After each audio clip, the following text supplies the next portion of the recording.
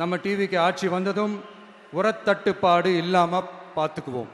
5 acre வரை நிலமுள்ள விவசாயிகள் வேளாண் கூட்டுறவு வங்கிகளில் வாங்கிய பயிர் கடன் முழுமையாக ரத்து செய்வதற்கும் 5 ஏக்கருக்கு மேல் உள்ள விவசாயிகள் வேளாண் கூட்டுறவு வங்கிகளில் வாங்கிய பயிர்க்கடன் 50% வரை ரத்து செய்வதற்கான சாத்திய கூறுகளை ஆராய்ந்து உறுதியாக நடவடிக்கை எடுப்போம்.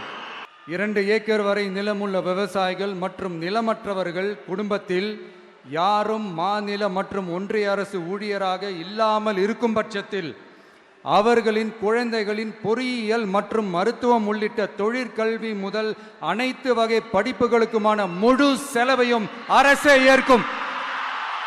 விவசாயிகளின் விருப்பத்திற்கு எதிராக எந்த திட்டமாக இருந்தாலும், ஒன்றிய அரசின் நெருக்கடியே இருந்தாலும் அந்த திட்டத்தை உங்களுடைய டிவிகே ஆட்சி முழுமையாக நிராகரிக்கும். எப்போதும் விவசாயிகளின் பக்கமே நம் ஆட்சி நிற்கும். கொள்முதல் நிலையங்களில் முறையாக நெல் மூட்டைகள் பாதுகாக்கப்படும். நெல் முளைத்து வீணாவதை பார்த்து கொண்டு நமது அரசு சும்மா இருக்காது. போதுமான கொள்முதல் நிலைய வசதிகள் ஏற்படுத்தப்படும். அதே போல கொள்முதல் நிலையங்களில் கொள்முதல் செய்வதற்கோ மூட்டை ஏற்றி இறக்கவோ 1 பைசா கமிஷன் வாங்காமல் பார்த்து கொள்ளப்படும். அப்படி கமிஷன் வாங்குவது யாராக இருந்தாலும் கடும் நடவடிக்கை எடுக்கப்படும். 500 ரேஷன் கார்டுகளுக்கு 1 ரேஷன் கடை என்ற வரையறை நிர்ணயிக்கப்படும். கிராமங்களிலும் எடையாளர் நியமிக்கப்படுவார். பெண் விற்பனையாளருக்கு பெண் எடையாளர், ஆண் விற்பனையாளருக்கு ஆண் எடையாளர் என்பது பின்பற்றப்படும்.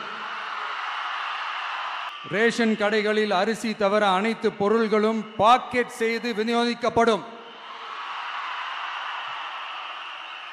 மீனவர்களுக்கு ஒன்றிய அரசு சட்டப்படியான பாதுகாப்பை உறுதி செய்ய வேண்டும். அதற்கான உண்மையான உணர்வுபூர்வமான அழுத்தத்தை ஒன்றிய அரசுக்கு நமது டிவிக்கு அரசு கொடுக்கும். நான் மீண்டும் சொல்றேன், கல்வி, மருத்துவம், ரேஷன், குடிநீர், சாலை வசதி, பஸ் வசதி, இது மாதிரி அடிப்படை விஷயங்களுக்காகத்தான் நம் அரசு முதல்ல முக்கியத்துவம் கொடுக்கும். எனக்கு நம்மளோட குழந்தைகள், நம்ம பெண்கள், நம்ம இளைஞர்கள் லைஃபுக்கு முன்னுரிமை கொடுக்கணும்.